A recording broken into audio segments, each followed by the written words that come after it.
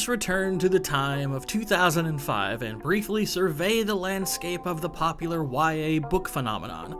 That year, the Harry Potter series released its penultimate entry, Percy Jackson had just begun to thieve lightning, and the Hunger Games had yet to begin, at least not in America. But among this lot, there was also a little book by author Stephanie Meyer, a vampiric love story set in a small Washington town. And little did anyone know or could have predicted that it was the launch of a book series that would ultimately outsell the likes of the Chronicles of Narnia, the James Bond collection, and the Wheel of Time novels. Much like the majority of my misery, ladies, this is mostly on you. Now please pardon me while I crawl into a corner and weep.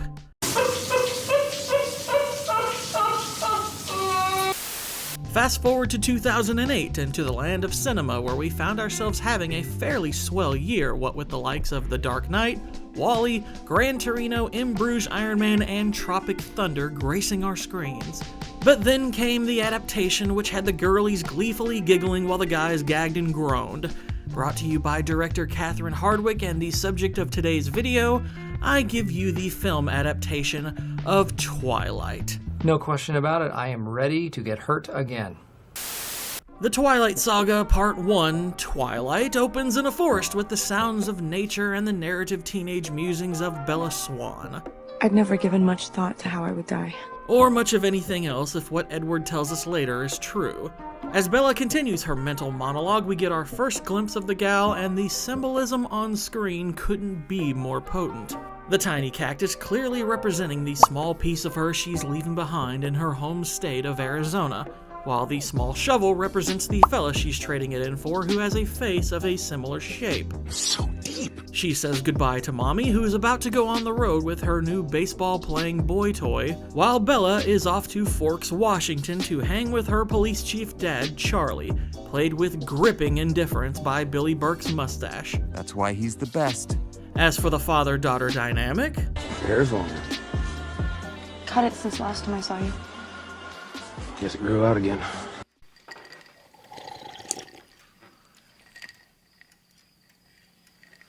you couldn't find this much strain if you were locked in the bathroom with Boogie following a 2-for-1 at Taco Bell. Apparently, Bella used to spend a couple of weeks every summer with Dad, but this was years ago and the film never elaborates on why it stopped. Though Chuck is certainly making an effort here as he bestows upon her a truck brought to their home by his Native American pal. Then as Charlie and Rolls with the Homies are gaying it up in the background, we are introduced to the Tomahawk Tua himself, Jacob, played by the now long-forgotten Taylor Lautner doing his absolute best audition for Revlon. Check out my bazillion ab muscles. Bella takes her new Backfire mobile to school and is soon met by a lad named Eric. The eyes and ears of this place. I think there's enough of a gap between for him to be the eyes of two places at once. Also, we're just over 6 minutes into this movie and Bella has already picked up her second male admirer. Never one to be satisfied, Bella then volleyballs her way into the heart of a third one about 30 seconds later. She also meets Jessica, played by Anna Kendrick. And if you're like me, you might be thinking that some of the male members of this high school are blind given where all the attention is going. But Bella then shows that it isn't all about outer beauty and endowments. Aren't people from Arizona supposed to be, like, really tan? Yeah, maybe that's why they kicked me out. You're good? I'd say these are the lowest comedy standards I've ever seen, but I'm pretty sure Netflix has 4 Hannah Gadsby specials. You destroy the woman, you destroy the past she represents. I will not allow my story to be destroyed.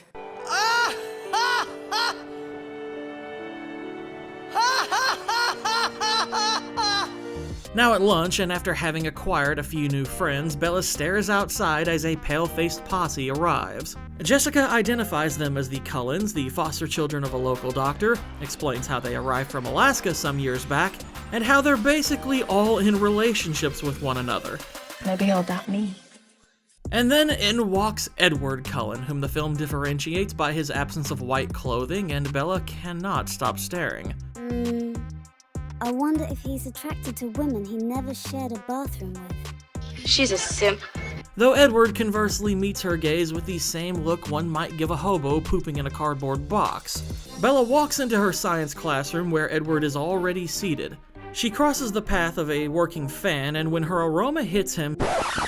Actually, let's ask our resident body language experts what we're seeing etched across Edward's face. As you can see here, he begins calm, then proceeds to uncomfortable boner.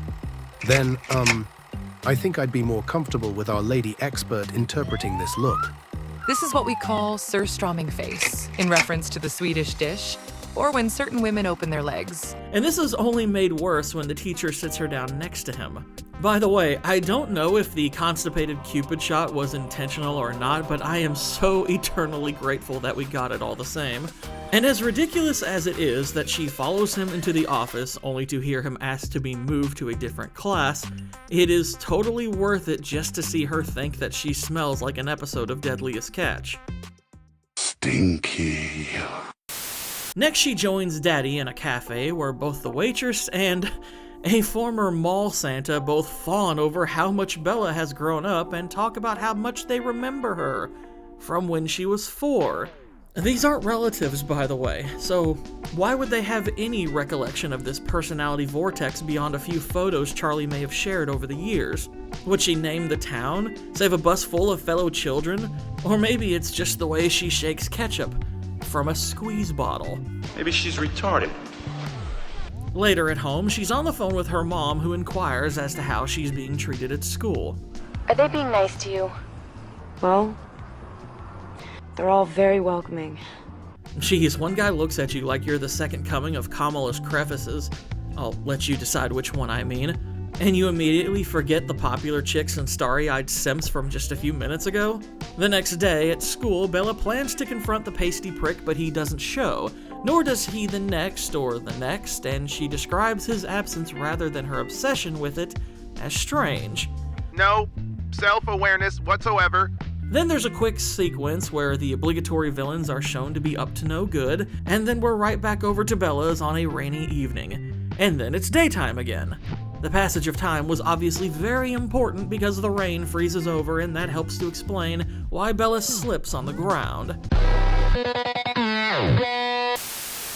Charlie helps her up and then leaves to investigate the construction worker death, though the cause is believed to be an animal. Bella goes back to school, and before eyes wide and almost shut can ask her out, she notices Edward is back in biology class. She sits down and he introduces himself and shrugs off the questions of where he's been the past few days. He then asks if Bella's enjoying the rain because why break the ice when you can chip away slowly?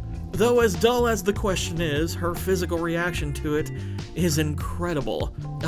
Body language experts, you got anything? Yeah, I don't know what the fuck that was.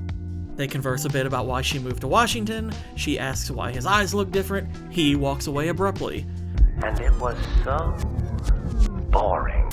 Then after school, Bella's at her truck and spots Edward about 50 yards away before almost getting crushed by a driver going about 50 miles per hour in a school parking lot. What is Matthew Broderick, the local driving instructor?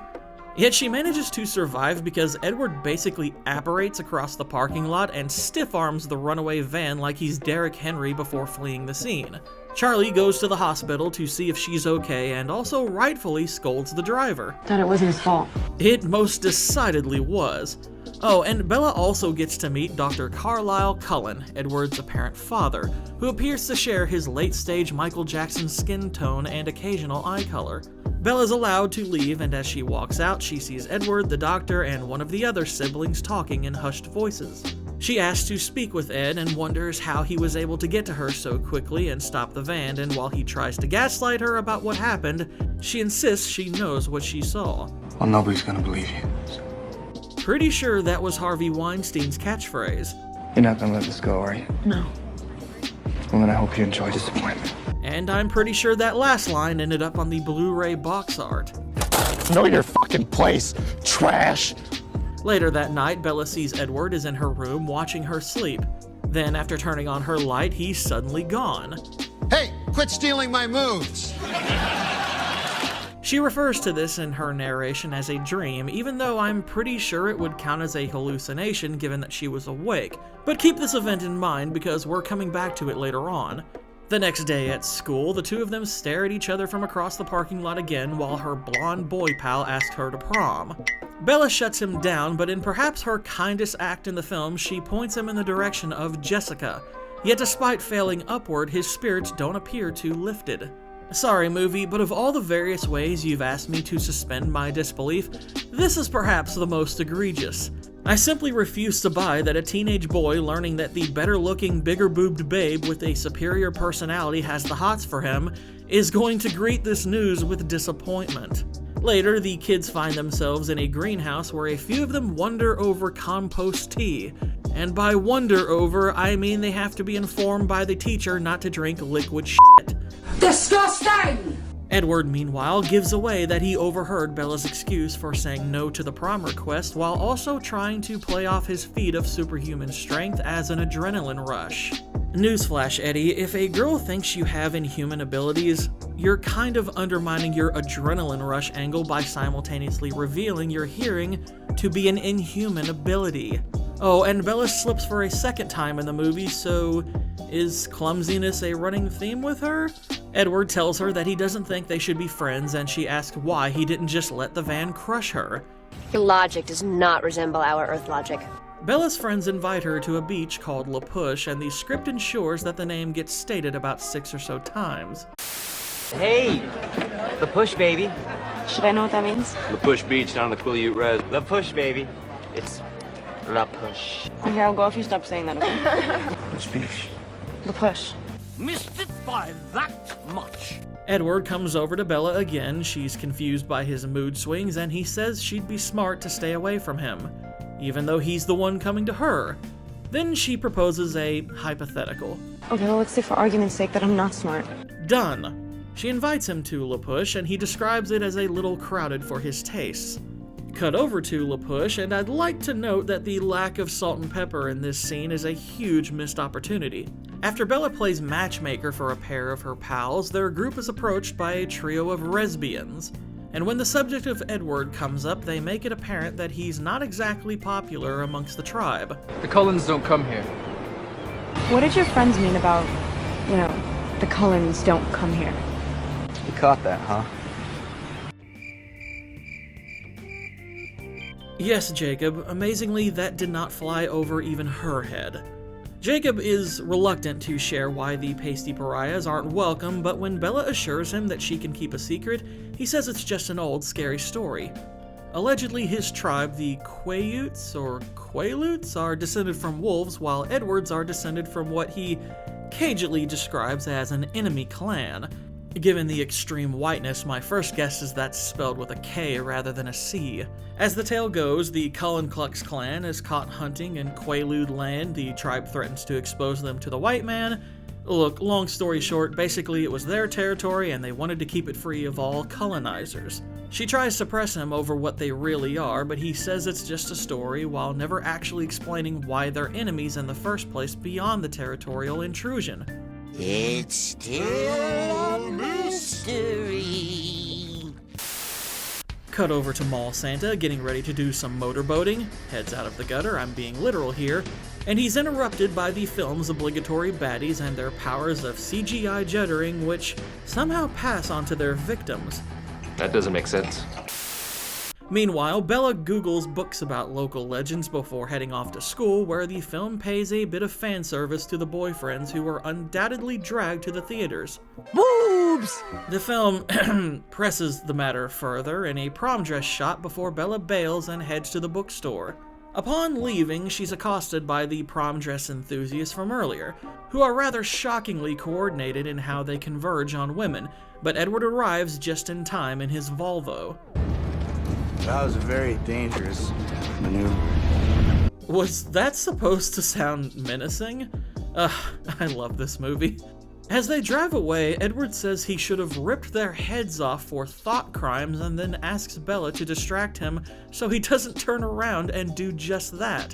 I know she almost got caught in a tidal wave of toxic masculinity just now, but is being in a car with a homicidal mind reader really that much of an improvement? Still, she obliges by telling Edward to put his seatbelt on, and this elicits a response which might be my favorite line delivery in this entire movie. You should put your seatbelt on. You should put your seatbelt on. I keep forgetting how funny everyone finds her, though this does make for the fun side note that Ed pulled these moves while Bella wasn't wearing a seatbelt. He takes her to dinner where they are served by the Silk Spectre if she had a nose ring and a touch of titty ink.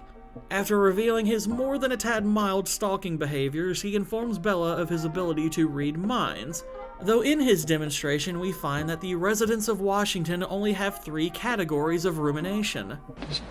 Money, sex, money, sex, cat, sex, and then you, nothing. What fascinates our bleached boyo is her unique Arizona category of thinking nothing at all. Because she's stupid! I'm betting she has a bright future as a ballot counter. Edward informs her that he no longer possesses the strength to stay away from her, and she encourages him not to. In the car ride home, she grazes his hand and notices the temperature. Your hand is so cold. And if you thought that line sounded automated, just wait until you hear the one which immediately follows. Whoa, what is going on? Okay. We have to run these up against AI. Your hand is so cold. Pause for dramatic effect. Whoa, what is going on? This superior performance is brought to you by 11 Labs. As for the situation at hand, the doctor informs Bella that Mall Santa was killed in what appears to be another animal attack, though the look and probably the thought he shares with Edward suggest that they know it's something more of their own kind. Bella and Charlie share a moment as she consoles him over the friend of 3 decades he just lost, and for his peace of mind, he gives her a can of pepper spray. Mall Santa's corpse gets wheeled by and was apparently body-bagged by Quentin Tarantino. This triggers a light bulb moment in Bella's cerebral soup bowl, and after a bit of research, she starts to suspect her new beau might just be a creature of the night. Next day at school, she gets him to follow her into the woods where she lays out her evidence and then finally asks how old he is. How old are you? 17. How long have you been 17? A while.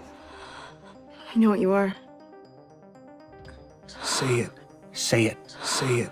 Say it. Say it! Vampire. And when she then tells Edward she's unafraid, he decides to put her on his back and go full Roadrunner up the hill and show her his true form as revealed by the sunlight.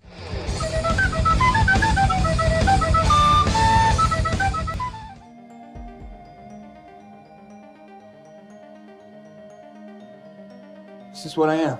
Are you a homosexual? You're beautiful. Beautiful. This is the skin of a killer, Bill.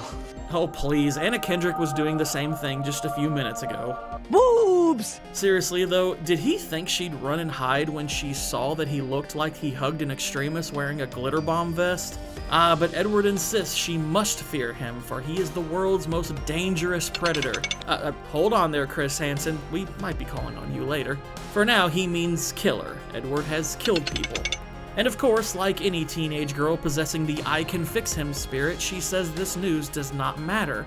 I do wish I could say this is preposterous, but how many locked up lunatics have received letters from ladies just like this? Luigi Mangione dropped. You're wooing for justice, right? Edward next reveals that he and his family have learned to control their thirst for blood and that they only feed on animals, but never has he wanted a human's blood more than Bella's. I like my own personal brand of heroin. Heroin? Not cocaine? You know, the smell, the nose? Whatever.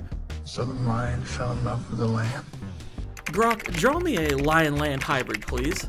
It is as I thought. This is nowhere near as abominable as what actually comes from this union. We montage our way through their staring contests and soon find ourselves back at school where everyone cannot help but stare at the new couple. And why is anyone outside of his family or her small circle of friends suddenly interested in this development? No idea. And then we cut away to them back in the wilderness again. Movie, you could have just stayed here. You didn't need the school scene. Bella starts to ask how one becomes a vampire and then how long Edward has been the way he is, to which he replies, Since 1918. This makes him over 100 years old, which means, much like Bella's baseball-playing stepfather, he's taking a shot with the minors. Chris Hansen, you are free to return. What are you doing? Chris Hansen! Oh no, it's a setup, I knew it! Sir, why don't you take a seat right over there? Oh, and this flashback sequence of Edward being changed into a blood-sucking fiend produces a facial expression that makes the viewer wonder what Carlisle's other hand is doing and inside of which orifice. He's gay! Oh, and now he's smelling it. Edward then goes on to explain that the Cullens are sort of the vampiric version of vegetarians in that they only drink animal blood and not human. Didn't we already cover this? Sounds more pescatarian than vegetarian, but like an oily Vietnamese masseuse, I'll let it slide. Bella also asks about his mind-reading abilities and if they're shared by other family members, but he says they're unique to him. His short-haired sister Alice can see the future, though her visions are described as subjective, which we'll later come to find out means almost entirely useless. And as for the others, well, actually, none of the other gifts are mentioned here.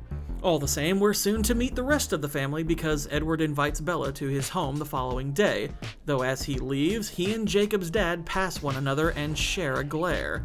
I'ma bust a handicap in your ass.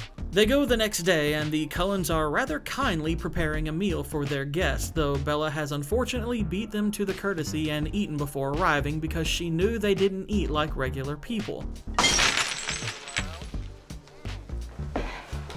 Perfect. Also worth noting is that the Cullens could smell Bella before she ever came into the room. Get away from that. Aside from the hilarious dialogue choice, this does pose a couple of questions. Is her scent particularly potent to all vampires or just to Edward? Cause if it's the latter, then that would imply that for the rest of them, they're keen on the scent of all humans, which would make you think that attending a high school full of them would be a bit overwhelming to the senses. But if her formidable fragrance affects everyone, then are we to understand that this and Edward's inability to read her thoughts constitutes special abilities? Cause if so, way to hit the superpower jackpot, Bella. Much like the menopausal portion of this franchise's target demographic, you have been gifted with an empty mind and an overpowering aroma. Stinky. The bowl-breaking Rosalie informs Bella that if things go badly, the family could be implicated, and Bella understands that by end badly, Rosalie means Bella becoming the meal.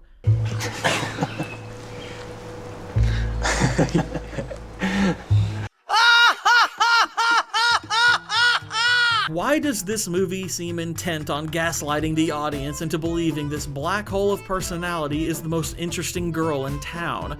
Her most fascinating skill is how frequently she flips through her facial expression Rolodex.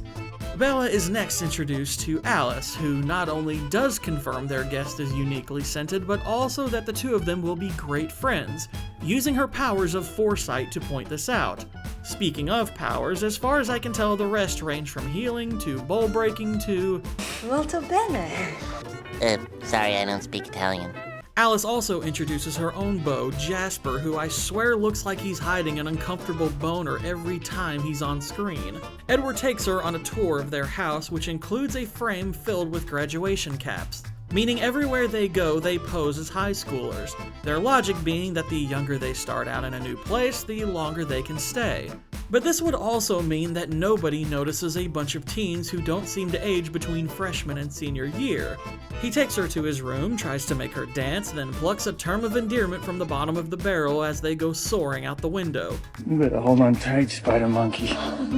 Hopefully that's just a reference to the tree swinging and not the flinging and ingesting of feces. The two tree-tards spend a good portion of their day disrupting the avian ecosystem before coming back down to take part in a seal music video. The police, meanwhile, investigate the area of one of the so-called animal attacks and make an interesting discovery on the most conveniently placed dirt mound in cinematic history. Not bad, Charles, but personally I prefer the Chuck Norris form of wilderness investigation. Plane crashed here. He's also pretty forthcoming about an open investigation when he meets Bella at the diner later on, telling the waitress about the said footprint within earshot of Mall Santa's pals. He then suggests she go out with her friends and that maybe she's alone too often, something she says she doesn't mind. I kind of wonder if this scene was edited into the wrong part of the movie because wasn't she picked up from her home by Edward just a day ago? Later at home, she tells her mom on the phone she's really into forks before seeing Edward is in her room. He tells her he likes watching her sleep and has been doing so for the past couple of months. Is it just me? Or is everyone stealing my moves? So this confirms she wasn't dreaming earlier. Never mind the normalizing of stalker behavior, I want to know how many sleepy farts he bared witness to and if it enhances her typical pungency. He then decides to kiss Bella, and I'm not joking, the move-in takes a full 25 seconds from the time he tells her to stay still, though only 1 second for the force boner to knock him back into the wall. Well, performance issues, is not uncommon. 1 out of 5. We get a merciful montage of them talking about their feelings before we cut to the following day where Bella brings her dad a beer while he's cleaning his shotgun. Again! Oh, I'm sorry, I meant another beer and shotguns. She informs Charlie that she has a date with Edward, and after a bit of a meet and greet, we are gifted with the greatest baseball scene in the history of cinema. Hold on to your butts. Blur effects, light speed running, high vertical leaps and collisions, bat twirling, lady pitching, hits so crushing they require thunderstorms to mask their sound, and all of this set to Muse's supermassive black hole in the background. Green Bay, Wisconsin, consider yourself on notice because right now Forks, Washington is the cheese capital of the United States. But just as the fun is reaching its peak, Alice has a vision of the villainous vampires approaching, which occurs all of a few seconds later. That's just maddeningly unhelpful. The baddies approach on a conveyor belt while the Cullens surround Bella, knowing full well her scent can't even be masked by a gang of the undead. The trio introduce themselves as Laurent, Victoria, and the ever-tilted head of James. Seriously, this guy's noggin seems almost incapable of maintaining a 90-degree angle. Sure enough, a gust of wind carries Bella's bouquet into James's nostrils and he moves in to take a taste while the Cullens defend. Laurent pulls James back and Edward puts Bella in his car, but in reading James's mind, he learns that he is a tracker, meaning the hunt is everything to him, and he won't stop until he has caught and killed his lady love. The only solution? They have to rip him apart and burn the pieces. And piss on the ashes. That is shockingly metal.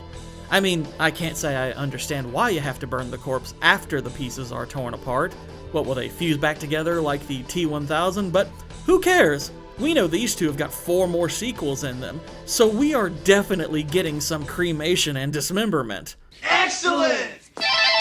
Edward says they have to get Bella out of the state, but she says she can't just leave her dad, especially after Edward notes her home will be the first place James will look for her. So they drive back to her place and pull a ruse where Bella pretends to break up with Edward before telling her dad she's moving back with Mom, even using her mom's last words to him before they divorced to ensure he'd let her leave.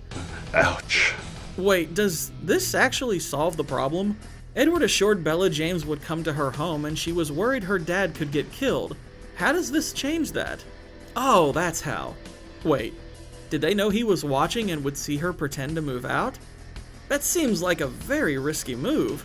She drives away with Edward back to his home, and to their surprise, Laurent is there to warn them about what they already knew, and then he leaves. Then, rather than lure James by using Bella so the 7 of them could overpower him, they do the smart thing and divide their group, having Alice and Jasper drive Bella to Phoenix while Esme and Rosalie cloak themselves in Bella's stench to lead him away with Edward, Emmett, and Carlisle. Our hero and his personal brand of heroine say their goodbyes, albeit not before she adds a few more entries into the countenance counter, and Bella gets the fork out of Forks. Their plan to divert his attention works for a while, but soon James catches on and changes directions, which Edward is somehow able to realize by reading his mind from presumably miles away. Alice, meanwhile, also catches on, envisioning him ending up in a room full of mirrors which Bella recognizes as a ballet studio she used to take lessons in. Edward calls and says they are going to meet up again and he'll take her to safety while the others continue to hunt. Again, live bait and a 7-on-1 is the best solution. Why are you actively working to dilute your numbers? Bella readies for Edward's arrival and receives a phone call from Mom. Bella, where are you? But then James gets on the phone and tells her her high school doesn't protect personal information well, and that he is at Mommy's house. Bella can save her mom, but she has to come to him and come alone to her old ballet studio. Just as the cookie foretold. She sneaks away, hails a cab, and heads to the dance studio ready to die for her loved one. But when she arrives, she is shocked to find that the voice of her mother on the phone was actually from a home video which has perhaps the best sound quality of any VHS tape ever to exist. Bella, where are you? Mom. Bella. Mom. Come on, you're a wonderful dancer. Mom, stop. And you gotta wonder how many tapes James had to sit through to even find this conveniently worded audio sample with the perfect tone of worry to boot. I haven't seen a plot this convenient since some of the cameras malfunctioned and 2 guards fell asleep while Epstein was playing with his bed sheets. James appears behind her and decides to start filming her in hopes to enrage her boyfriend. Not a great plan. Well, playing with his food has consequences as Edward shows up and they tussle, throwing each other here and there until Edward is separated from Bella and James gets a bite in on her. Edward manages to pull him off and beat James just as the rest of the Cullen family arrives. Then 3 of them, with relative ease I might add, start a fire and oh boy, it's dismemberment time! Hey, we can't even see it! What an absolute tease! Medal status revoked.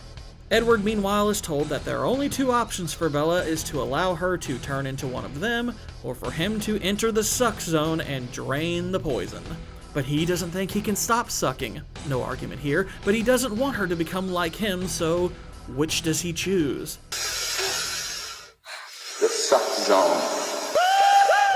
One wonky montage later and Bella's back in the hospital with her mommy's mug right in her face. To explain away her injuries, the cover story is that Edward and Carlisle came to convince Bella to come back to Forks. She went to their hotel room, Joe Biden'd her way down 2 flights of stairs, and flew out of a window. Yeah, that sounds like me. Was there a ramp at the bottom of the 2nd flight? Hang on, is this supposed to be justified by this and this?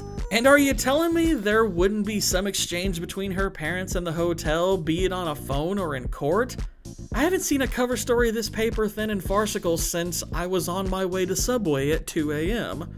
Mommy tells Bella she's gonna love it in Jacksonville, but Bella tells her she wants to stay in Forks. She also asks for her dad, clearly intending to apologize for how she left things.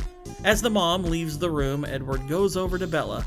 He blames himself for her being in the hospital and encourages her to go to Jacksonville so he can no longer hurt her, and she reacts as expected. What? Are you... No! How... I don't even know what you're saying. How... What are you talking about? You want me to go away? I can't... No, I can't just leave you. You need to kick this bitch. You know, if Edward were a regular dude, I would say this should be his cue to exit the relationship. Exit the building. If there's a door, he should run to it. If only a window, risk it. But given the fact that he's been spending the past 2 months leering over this loopy liability, they're pretty much perfect for each other. Sometime later, we're back at Charlie's house where he sits with Edward as they both wait for Bella, who comes lumbering down the stairs in a prom dress and a leg cast. Edward goes to wait in the car and Charlie tells his daughter she looks beautiful before she heads off to the dance. No apology for all the misery Bella put him through, by the way, just a thanks and a couple of tismy twitches. The couple arrives at the prom, Edward leaves to park the car, and Jacob just so happens to be waiting for her wearing a button-up and a tie, despite not attending the same school and insisting he isn't crashing the prom. No, Jacob tells her he was paid $20 by his dad to tell Bella to break up with Edward, as well as... He said, quote, "We'll be watching you." The stalker! At this point, I don't know what confuses me more. How well she takes in the news of being stalked, or how many people in her life are doing it. Edward intervenes in the conversation. The two males share a glare with arguably more sexual tension than any of the ones Edward and Bella shared, and they go their separate ways. Fun thing to consider is that while Jacob is going back to the reservation, the prom theme is the Monte Carlo casino from the Bond films.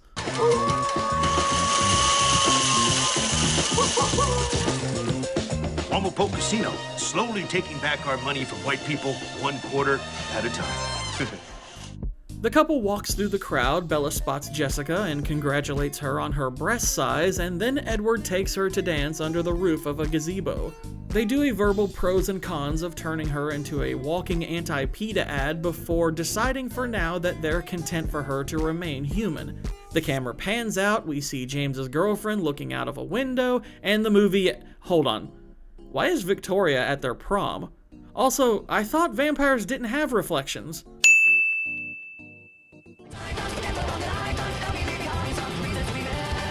Twilight has to be one of the worst and wackiest mainstream vampire films of all time. Most of the soundtrack is dated and cringy, it's overlong with little scenes here and there which easily could have been cut.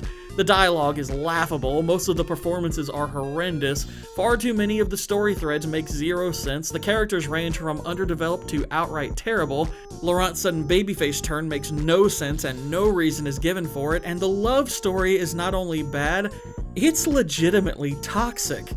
Edward is a murderer, a stalker, and is creeping on a minor, as Bella is only 17 years of age. My lord, is that legal? Not only is it creepy that he sat there and watched her sleep for a couple of months, you have to keep in mind that before he revealed his true nature to her, he made it abundantly clear that he had never wanted a human's blood more in his entire life.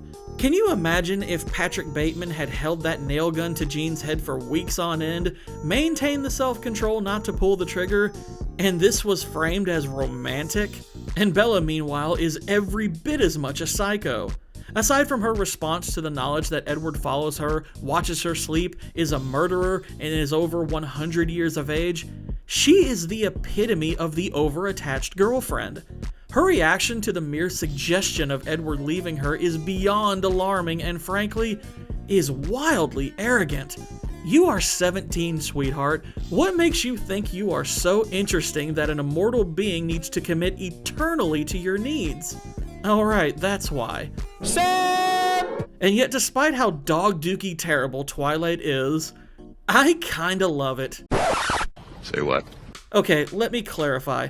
Ladies and gents, by no means whatsoever is this a good movie, and neither of our primaries should be emulated by young people. Part of the reason why I thought it was an interesting idea to cover this movie 16 years following its release is because it has been out long enough for a new generation of young people, primarily teenage girls, to have grown up and found the series it belongs to. Parents, if you have such children and you see them hanging Twilight posters or buying Funko Pops from this franchise, be sure and explain to them that Bella's and Edward's relationship and personalities are far from ideal. And look, if I were judging this movie objectively, this is something like a 2 or 3 out of 10 at best. But the fact is that it manages to transcend such scorekeeping as it falls firmly into the category of so bad it's good. Granted, this categorization is subjective on my part, but I don't know how you can watch this movie and not laugh your hole off. It is the Batman and Robin of vampire movies, and if that clown show is one you can enjoy, then I don't see why, male or female, you can't have a similar good time with Twilight. And what's more, there are 4 sequels of similar hilarity. Who knows, maybe I'll cover them too someday. But until then, Gords and Gals, I thank you for your time. I will see you again soon. God bless and Godspeed. Edward intervenes in... Inward...